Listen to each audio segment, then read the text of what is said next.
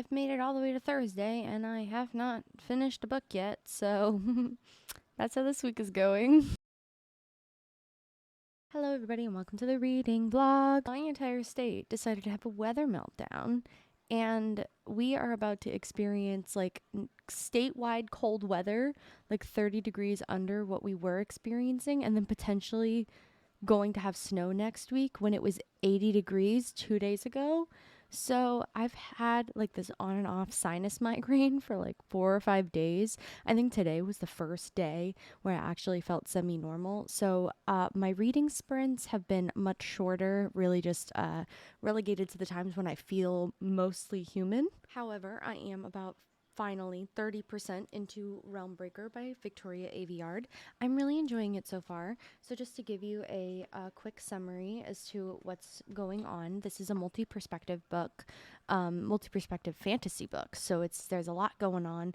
Still a little confused about the names of certain things and lore, and I'm still catching on about all the countries and stuff, and sometimes that happens. We have multiple characters. We have a page named Andrew who survived a invasion of undead. So there are races that are mortal, and then there are a batch of immortals. There was a problem where a bunch of knights had to go face off an issue, and there's this thing called a spindle, and the spindle is like a opening to another dimension. So they go off to go fend off who's trying to open this spindle, and when the spindle portal gets opened, a army of undead comes out, and everybody is killed except for, that we know of, Andrew, who is a page, and I don't remember his full name, but he's immortal. His name is Dom. So they go their separate ways. So Andrew goes back to his home court and reports what happens, but his queen doesn't really want to do anything about it because she doesn't want to panic people. Plus, she's only been queen for about 4 years, and she's kind of in a Rhaenyra Targaryen situation where her father died and made her heir, but everybody was kind of uneasy about the fact of a queen being a sole being a sole leader in the monarchy, not going to a man, but he didn't have any sons. So she is 4 years into her reign and is too nervous to do anything too risky, so she is keeping it all a secret. That's Andrew. And then Dom goes on this adventure to find the bastard daughter of another I don't know if I don't think he was another immortal. He was immortal, but he was very well known, and he was also very well known for having a lot of kids. So he was a old warrior or a knight. His name was Kor, and he died because his evil twin brother is the one who opened the portal and let the undead army pour out. So Kor is dead, and you need Kor blood to close the portal, to either open it or close it. So Dom goes on this adventure to find his bastard daughter. His bastard daughter is named Coraine. She is the daughter of Old Kor, and her mother is a pirate smuggler. She is the captain of a smuggling ship, which I thought was really fucking cool. She says that her daughter's not a killer, that she's different from all of them, that she was willing to let her tag along on all their adventures and bring her along, but she doesn't want her to go off on her own and make a name for herself because she doesn't want her to be tainted by the same life that she had. But Coraine really wants to go out on her own and be separate from her mother because she's 17 years old now. Mom, I want to go off and have my own adventure. But her mom, Melise, really does not want her to do this. So she defies her mother's expectations and goes on this adventure anyway, because right before this, Dom and Sorasa, who is an assassin, come into the picture and say, we need you because we need your blood. We need you to help us close this portal so that the undead army doesn't come back through. Now, Sorasa is an assassin. I'm not quite sure exactly how she factors into the story yet, but she was kind of like a street rat who who is not on very good terms with the Assassin's Guild at the moment. She has an adversary slash ex-friend named Garion, who she keeps stealing all of his assassin contracts, which I thought was really petty and funny. But I'm not sure like what their beef is quite yet. So she is like kind of I guess maybe trying to make a name for herself somehow, but she's already pretty infamous. So I don't exactly know what she's doing other than basically just chasing the next contract so she has something to do, and she's running away from the people chasing after her. So she's got a lot of people on her tail. When Dom approaches her, he says to her that I am looking for this bastard daughter of old Kor. Do you know anything? And she's like, I might for a price.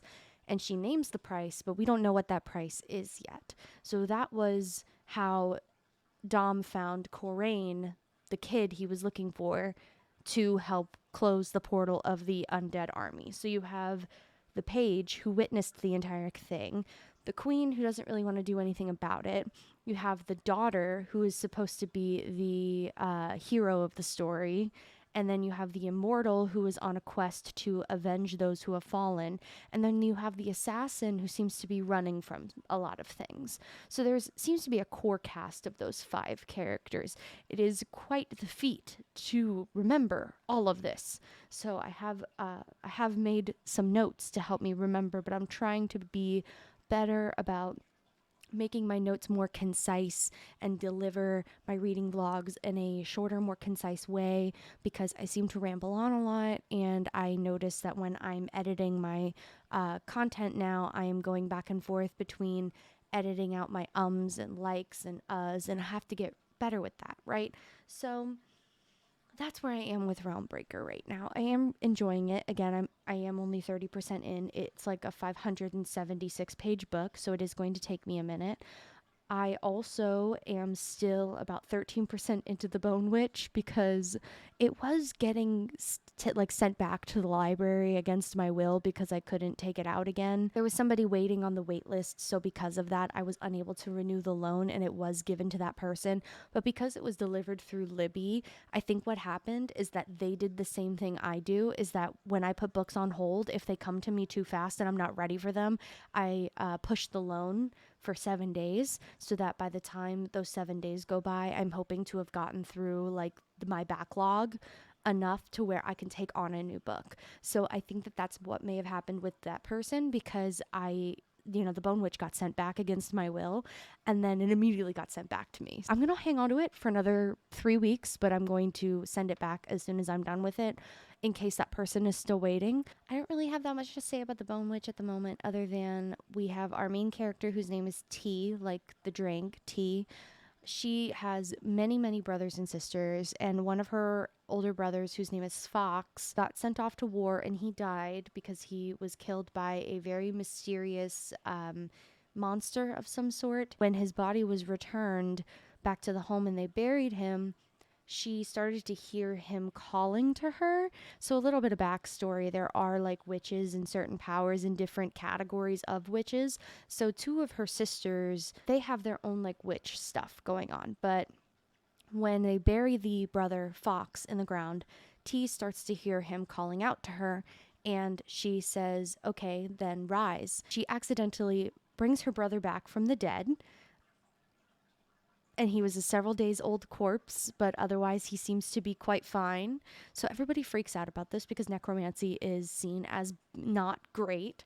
So of all the different categories of witches, witches that can resurrect people are known as bone witches. And there are 2 different categories of bone witches. The bone witches that are only necromancers that work for the Faceless Prince, who's kind of a subjugator or a usurper of some sort. He's kind of like Sauron, at least he's presented that way, where he's like this mystical force that we don't really know that much about, and he kind of like hides in the shadows. And the bone witches rise people from the grave to fight for an undead army. Or you are a bone witch who is trained from the ascension of your powers to work for good. So all bone witches can heal people, but not all bone witches are good, if that makes sense. So all of the bone witches can rise people from the grave, but that also means that they can heal people too, and they have the best healing powers. But what they can also do is there's this heart's glass that everybody wears around their neck that you get when you turn 13. And it's supposed to be like a mood ring of some sort. And bone witches can see people's powers, emotions, basically look at their auras and their essences, like looking through their heart's glass. But another thing they can do is look into someone's heart's glass, and if they're sick, they can see what is ailing them, and then they know how to fix it. So they're like the ultimate healer. So T is kind of taken in by another bone witch to learn how to do this because they don't want her turning to the faceless prince if she's shunned away from society. So it's like you either go to the good bone witches or the bad bone witches. So that is where we're at right now. Everything seems to me to be inspired by Eastern European mythology, or at least Eastern European language roots. I'm enjoying the aesthetic a lot, but then again, I am only 13% of the way in, so I don't really have like that much of a formed opinion of it quite yet. I will say the writing is quite dense, so it is a little bit difficult for me to read. I have to really be like paying attention to it. And then finally, I am at the moment about 11% into The Savior's Sister by Jenna Maurasi. I read the first book, The Savior's Champion, in February of 21, and I loved it. It was a 5-star read for me. I think if I revisited it now, I would feel differently just because it was probably the first book I had read for fun in years. It was I think the first book I read for fun in years, actually. Like the beginning of this journey started with The Savior's Champion. So I think if I went back, I think I would feel a little bit differently about it, because now that I'm revisiting Jenna's writing, the book does not need to be this long. I swear, like, we could have covered more ground in 11% than we have so far. But I am enjoying seeing the perspective of Leela, because essentially what's happening is the Savior's Champion took the entire plot of the book from Tobias's perspective, and then the Savior's Sister is the same plot but from Leela's perspective, because there's a lot of it missing, which I don't fully understand how this couldn't have been one book and then shortened, because both of the books are excruciatingly long. They're both at least 500 pages. I don't get how you could have put both perspectives into one book and made it into one 500-page book, because that would have been fine. Maybe that would have been too much to cover. Maybe Jenna felt like there was just too much ground to discuss, that there needed to be 2 books. I don't know exactly where the book is going. Right now, there isn't really anything that's being discussed that what we already knew. I mean, sort of. The whole, like, Leela picking off her father's senators, we already knew from The Savior's Champion. We're getting her perspective on it, and we're getting the behind the scenes of what everybody is actually like how Kazuma is a vindictive bitch, and what happened to the mother. Excuse me. I don't know how else to explain to you that mac and cheese is not good for kitties, other than to say, you know better. I know you're disappointed, but mac and cheese is not good for kitties. I'm very sorry. I gave you food earlier, you had chicken. Anyway, in conclusion, very brave of me to be reading 3 different dense fantasy reads that are, I believe all of them are 500-page books, all at once in 1 week. Like, honestly, very brave of me. Am I going to finish any of them this week? Probably not. Like, this will probably be the first week in a while that I have not finished a book, just because all the ones I am reading at once are so long that it's just going to take me a while to get through them. So I'm just going to keep persevering. Anyways, I'll catch you guys tomorrow. Just a quick check-in for Sunday. This has been my worst reading week so far. I think, officially hit a slump. I will say the one that I am enjoying the most is Realmbreaker. This is the one that I am excited to pick up whenever it's time for me to read. This book excites me. This book makes me want to pick it up. I'm really enjoying the writing. I'm enjoying where the story is going. I'm learning more about the background and the fantastical elements of what the world is, and I'm getting more of that world building that I desperately needed. I needed to know what a spindle was. I needed to know, like, the background of this whole world, because I was tossed into it and knew nothing about it. I have not really touched the Bone Witch, to be completely honest with you. I'm at the same spot I was like a week ago. I haven't really touched it at all. I've been trying to knock out a little bit of The Savior Sister every day, honestly, just so I could keep my streak on Kindle. And I feel terrible, but I do not like my reading experience of The Savior Sister at all. Like, not a single bit.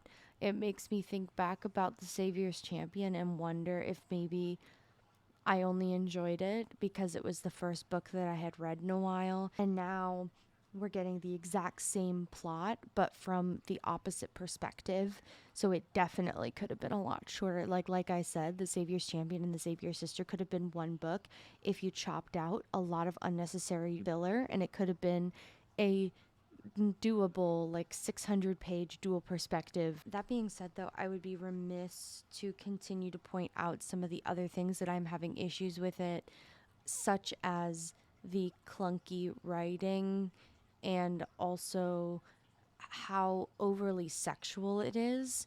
Maybe I just didn't notice prior, but if I hear mentioning of men's genitalia one more time, I'm going to, like, the C word that is equivalent to a male chicken. You know, if I hear that one more time, I'm going to scream, because it's just not good. And I understand Leela is like a sexually repressed 19-year-old woman who is trying to save herself, but she gets so easily sidetracked that it makes her almost juvenile, even though she's supposedly really, really smart. She keeps getting sidetracked by her hormones, and it's really distracting from the story itself in a way that I am not enjoying whatsoever. So it could be potentially because I am on the asexual spectrum, that I don't necessarily feel as though that is necessary, but I'm also an asexual woman who does experience sexual attraction because I'm demi. But it's I do enjoy books with smut when it calls for it. Like, if that's all the book is, like, if you pick up a book and you know it's going to be a smut book, you know what you're getting yourself into, right? And then you can judge it based on that. But if you pick up a book and you're not really expecting that sexual nature, or it's not really appropriate to the nature of the story itself, then it feels misplaced. It feels wrong, and it feels like it's not supposed to be there. So it is taking me out of the moment, and it feels wildly inappropriate to what is supposed to be going on, that Leela is infiltrating the tournament and making Kazuma pose as her so that she could get to the bottom of her father's murder plan against her. Also, coming to the realization that this was all secret, that Leela was pretending to be a healer and having Kazuma pose as her, all under her father's nose, when her father was present so much of the time. I don't understand how that's possible, considering in The Savior's Champion, Brontes was present for most, if not all, of the events where the Savior was also present. So I'm not really understanding how this is supposed to be secret if maybe he finds out later that this is happening. But it's supposed to be a secret plan, and it doesn't work. It doesn't work, considering The Savior's Champion, that wasn't the case. We thought Kazuma was the savior the entire time, and Brontes knew about it, unless I'm misremembering. But now, reading in The Savior's Sister about how Leela planned this, and then thinking back about how that wouldn't have been possible, this feels stupid. I don't understand how this got to publishing if that's the case, because that's a complete retcon of what you initially established in your story. So I sound so sad. To be completely honest with you guys, I have been not feeling well this week. So, I I am just not feeling it right now. But Jenna, I am not having it with this book. And I am not enjoying my experience right now. I think I've officially hit a reading slump. I haven't finished a book all week. And like I said, Realmbreaker is the one I'm always the most excited to pick up. I just read another chapter of it. I'll probably read more of it tonight. But I decided to maybe get out of the reading slump. So I have my reading spreadsheet up and I have my November TBR up because I wanted to try to stick to this. We finished The Weight of Blood. We finished the Sunbearer Trials. I'll start A Discovery of Witches audiobook. And then I have Realmbreaker, The Bone Witch, Save Your Sister, which are all in progress. Sisters of the Winter Wood, I don't want to start because I think that it's going to be about the same gig. I have Monsters Born and Made. I just picked it up. I had a hold for it. So I don't want to pick that one up yet. Blade Breaker, I can't read until I finish Realmbreaker. Hawthorne Legacy, I have on hold. That will be delivered to me, I think, tomorrow or Tuesday. So I might read that. A Court of Wings and Ruin, I kind of wanted to put off just a teeny bit longer just because I kind of wanted to read it on the airplane. So that led me to here. I'm sure you can see the hole in the bookshelf. These are the other choices from the November TBR that I have. Don't panic. I already picked out the 2 that I'm going to read, but I was going to keep these a secret. But the other 4 books that I intended to read this month were Ash Princess by Laura Sebastian, if my camera would get with the program. 3 Dark Crowns by Kendare Blake. 4 Dead Queens by Astrid Schulte. Another Victoria Aveyard book, Red Queen. And I have Glass Sword right there. You can see it right there. I ultimately decided to shift gears from reading the super long books that I am currently reading to some shorter books that I can finish in a couple of sittings, or maybe 2 sittings, 3 sittings, very quickly. Like The Red Queen, I'm sure I can finish in a short period of time. I could probably finish this in like 2.5 hours, maybe. So I'm going to read The Red Queen, plus it's another Victoria Aveyard book, and I am enjoying her writing. But I have to say, after revisiting the synopses on the back of all the books, the one that I am most excited to pick up is 4 Dead Queens. Also, this is a very good and well-kept edition. For about a period of 2 years, I wanted to read more things. So what I had decided is instead of doing ebooks, I decided to buy secondhand physical books from Amazon, from the third-party booksellers. So I was buying them from used bookstores that were through Amazon. So these came from like used bookstores from all over the country, and they were like anywhere from $1.99 to $8 or something. Anyway, that's why I have a medium-sized collection of books that I have never read, never touched, that I bought like 3-4 years ago that I haven't even picked up.